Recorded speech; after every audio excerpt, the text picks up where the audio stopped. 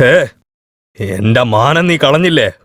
ഒരു പിച്ചക്കാരനെ പ്രേമിച്ചാ പോലും നിനക്ക് കല്യാണം കഴിച്ചു തന്നേനെ. പക്ഷേ നീ ആരെയാ പ്രേമിച്ചെന്നറിയാവോ? ആരുടെ നിഴല് പെട്ടാൽ അത് പാവം ഞാൻ വിചാരിച്ചോ? അവന്റെ അനിയനെ.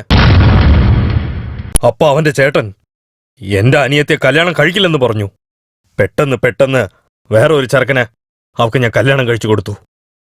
പക്ഷേ അവന് ആദ്യമേ ഒരു കല്യാണം കഴിഞ്ഞിരുന്നതാ. അവൻ ആദ്യമേ ഒരു കല്യാണം കഴിച്ചാലും കുഴപ്പമില്ല. പക്ഷെ അവൻ ഒരു ചീത്ത മനുഷ്യനാ. ഡെയിലി എന്റെ അനിയത്തിനെ ഇനിയോ തന്നെ പ്രേമിച്ചതല്ലേ നീ എന്ന് കുത്തി അവളെ കഷ്ടപ്പെടുത്തിയതാ. ഒരു സൈഡ് പ്രേമിച്ചവനെ കൈവിട്ടുപോയി, ഇനി ഒരു സൈഡ് കല്യാണം കഴിച്ചവന്റെ കൂടെ പ്രശ്നം. അവന്റെ ടോർച്ചർ താങ്ങാണ്ട് എന്റെ കൊച്ചു മരുന്ന് കഴിച്ച് മരിച്ചുപോയി. ഇതിനൊക്കെ കാരണം ആരാന്നറിയാവോ? അവന്റെ ചേട്ടൻ. അതുപോലത്തെ കുടുംബത്തിൽ നിനക്ക് പോയി ജീവിക്കണോ? ഒന്നു മാത്രം സത്യവാ, നിനക്ക് കല്യാണം ആയില്ലെങ്കിൽ കുഴപ്പമില്ല. പക്ഷേ അവന്റെ അനിയന് മാത്രം തന്നെ ഞാൻ കല്യാണം കഴിച്ച് കൊടുക്കത്തില്ല. ജോത്സ്യനെ വരാൻ പറ. ഒരു നല്ല മുഹൂർത്തമായിട്ട് നോക്കി നിനക്ക് കീർത്തിക്ക് ഞാൻ കല്യാണം ചെയ്ത് വെക്കാം.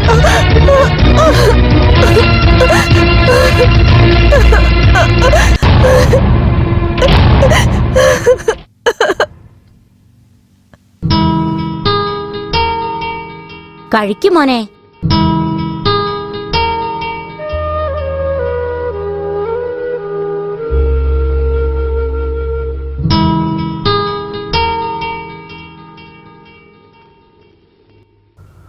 മോനെ, അവള് നല്ല പെണ്ണാണ്, നല്ല വിദ്യാഭ്യാസമുണ്ട്. ഈ വീട് ചോദിച്ച മരുമകളും തന്നെയാണ്. പക്ഷേ അവളുടെ അച്ഛൻ നമ്മുടെ കുടുംബം എപ്പോൾ പിരിയുമെന്ന് കാത്തിരിക്കുന്ന ആളാണ്. അങ്ങനെ ഒരു വീട്ടിൽ നിന്ന് ആ പെണ്ണ് ഈ വീട്ടിലോട്ട്... വേണ്ട ചേട്ടാ, ഞാൻ അവളെ മറന്നേക്കാം.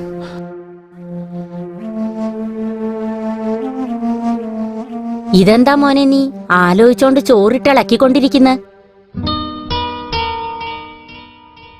അയ്യോ, മുഴുവൻ കഴിക്കുന്നതിന് മുന്നേ തന്നെ കൈ കഴുകിയല്ലോ മോനെ നീ.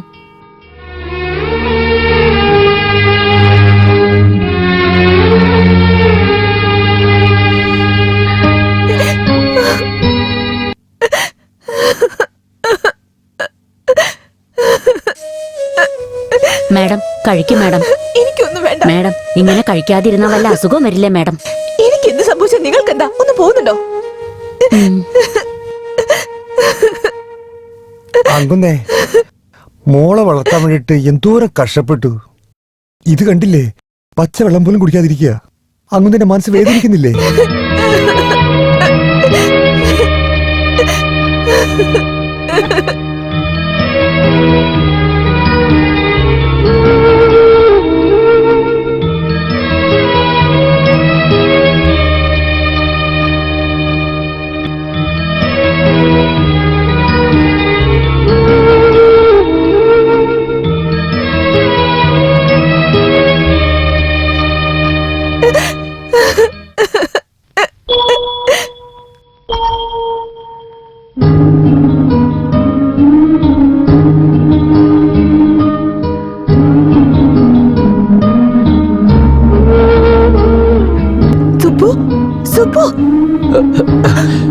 കീർത്തി, നിങ്ങളോട് എനിക്ക് സംസാരിക്കാനുണ്ട്. ഒന്ന് പുറത്തേക്ക് വരാമോ?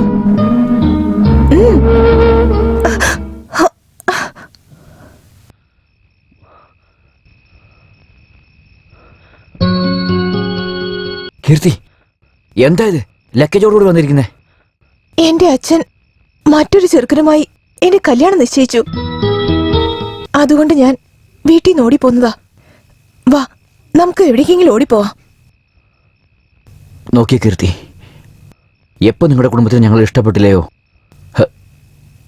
അപ്പൊ തന്നെ ഞാൻ നിന്നെ മറന്നു. നിന്റെ അച്ഛൻ നോക്കിയ ചെക്കനെ തന്നെ കല്യാണം കഴിച്ചേക്ക്. ഇതൊക്കെ നമ്മൾ ഈ രാത്രിയിൽ സംസാരിക്കുന്നത് എന്റെ ചേട്ടൻ വല്ലതും കണ്ടു കഴിഞ്ഞാൽ അത് തെറ്റായേക്കും. ഞാൻ ചേട്ടനെ വളരെ... ചേട്ടൻ ചേട്ടൻ ചേട്ടൻ എന്ത് പറഞ്ഞാലും ചേട്ടനേ ഉള്ളൂ. നിങ്ങൾക്ക് ഞാനാണോ പ്രധാനം, അല്ലെങ്കിൽ നിങ്ങൾ ചേട്ടനോ? എനിക്ക്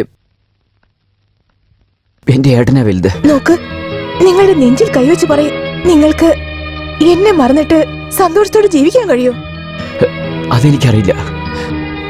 പക്ഷേ എൻ്റെ ഏട്ടന് ദ്രോഹം ചെയ്തിട്ട് തീർച്ചയായും എന്നെക്കൊണ്ട് ജീവിക്കാൻ കഴിയില്ല.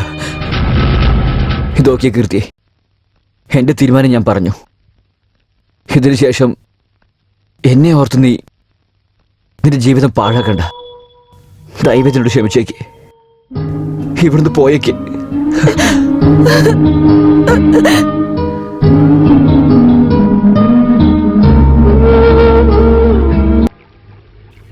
ആ ശങ്കര, ഇതെന്താ ഇത്?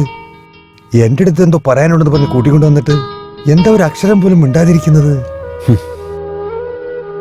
മനസ്സുകൊണ്ട് ഒരുപാട് ആഗ്രഹിച്ച പെണ്ണ് വാ നമുക്ക് ഓടിപ്പോകാന്ന് പറഞ്ഞപ്പോ തെറ്റ്. എന്റെ ചേട്ടനെ വിട്ട് ഞാൻ വരില്ല. ചേട്ടനാണ് എനിക്കെല്ലാമെന്ന് എന്റെ അനിയൻ പറഞ്ഞില്ലേ. അവന് വേണ്ടി ഞാൻ എന്താണ് ചെയ്യേണ്ടത് രമേശ? ഇതുവരെയും ഞാൻ കൊടുത്തെല്ലാം അവൻ ഇഷ്ടപ്പെട്ട് നോക്കിയാണ് വാങ്ങിച്ചത്. പക്ഷെ അവനിപ്പോ ഒരു പെണ്ണെ ഇഷ്ടപ്പെടുന്നു പറയുമ്പോ അവർ രണ്ടുപേരും വേർപിരിക്കുന്നത് എനിക്ക് ന്യായമായി തോന്നുന്നില്ല രമേശ.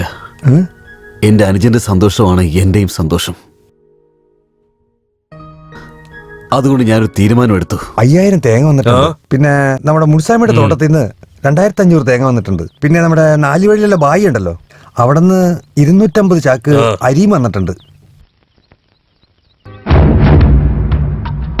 ഇവൻ എന്തിനാ ഇങ്ങോട്ട് വരുന്നത്?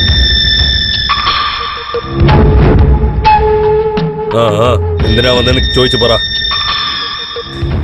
ഞാൻ നിങ്ങളുടെ അടുത്ത് ഒരു സഹായം ചോദിക്കാൻ വന്നതാണ്.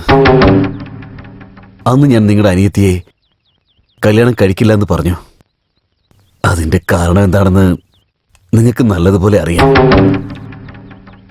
ഞാൻ ചെയ്തത് തെറ്റാണെന്ന് നിങ്ങൾക്ക് തോന്നുകയാണെങ്കിൽ ദയവ് ചെയ്ത് അതിനുള്ള ശിക്ഷ എൻ്റെ അനുജന് കൊടുക്കരുത്. ഇപ്പോ എൻ്റെ അനുജന് നിങ്ങളുടെ മകളെ ചോദിച്ചാണ് ഞാൻ വന്നിരിക്കുന്നത്. വലിയ മനസ്സ് തോന്നി ദയവ് ചെയ്ത് ഈ കല്യാണത്തിന് സമ്മതിക്കണം. നിന്റെ മുഖത്ത് നോക്കിയാൽ തന്നെ പാവാന്നോർത്ത് വേറെ നാട്ടിൽ നിന്ന് ഈ നാട്ടിലോട്ട് വന്നു. ഇപ്പോ നിന്റെ അടുത്ത് സംബന്ധം പറയണോ?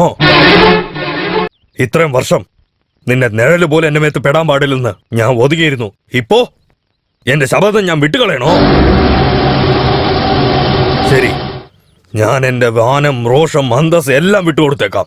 അത് മാത്രമല്ല, എന്റെ മോളെ ഞാൻ കല്യാണം കഴിച്ചു തരാം. അതിന് നീ എന്ത് ത്യാഗം ചെയ്യും? എന്ത് ത്യാഗമാണ് ചെയ്യേണ്ടത് പറയൂ. നിന്റെ ജീവൻ വിട്ടേരെ. അത്രേ ഉള്ളൂ. ഞാൻ തയ്യാറാ. ഡാ, നിന്റെ ജീവൻ കളഞ്ഞ എനിക്കെന്ത് ലാഭം? നീ ആരുടെ മേത്ത് ജീവൻ വെച്ചിട്ടുണ്ടോ അവരെ വിട്ടിട്ട് പോ. നിന്റെ അനിയന്മാരുടെ മേത്താ നീ ജീവൻ വെച്ചേക്കുന്ന, അവരെ വിട്ടിട്ട് നീ പോ. നിനക്ക് മനസ്സിലായില്ലേ? ചേട്ടെന്ന് പറഞ്ഞ സ്ഥാനം വിട്ടിട്ട് പോ. എപ്പോ നിന്റെ അനിയനെ എന്റെ മോളുടെ കഴുത്തേക്ക് താലി കിട്ടുന്നോ അപ്പോഴേ നിങ്ങളുടെ രണ്ടുപേരുള്ള സംബന്ധം പിരിഞ്ഞു പോയേക്കണം. അത് കഴിഞ്ഞ് അവരുടെ കണ്ണി പോലും നീ പെട്ടുപോകരുത്. നാട് വിട്ടു പോയേക്കണം.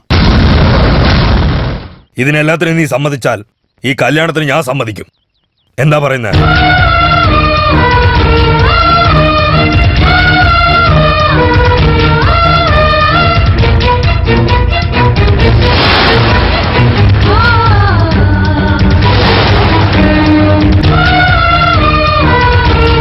ചേട്ടൻ ചേട്ടൻ ചേട്ടൻ എന്ത് പറഞ്ഞാലും ചേട്ടനേ ഉള്ളൂ.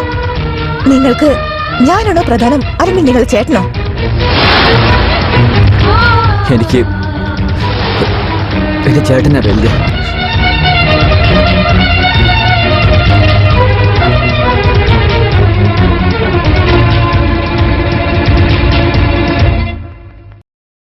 ശരി, അങ്ങനെയാണെങ്കിൽ സത്യം ചെയ്തതാ.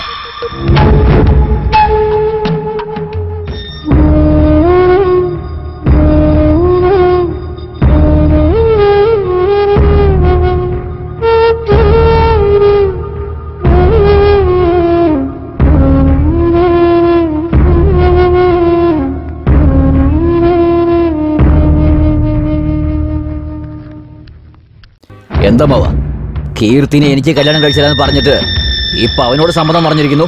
എന്റെ ഇത്ര വർഷ തവത്തിന് ഇപ്പൊ ഫലം കിട്ടിയിട്ടുണ്ട്. നീ ഒന്നത്തിന് വിഷമിക്കണ്ട. നിനക്ക് ഒരു നല്ല പെണ്ണിനെ നോക്കി ഞാൻ കല്യാണം കഴിച്ചു വെക്കാം. അമ്മാവ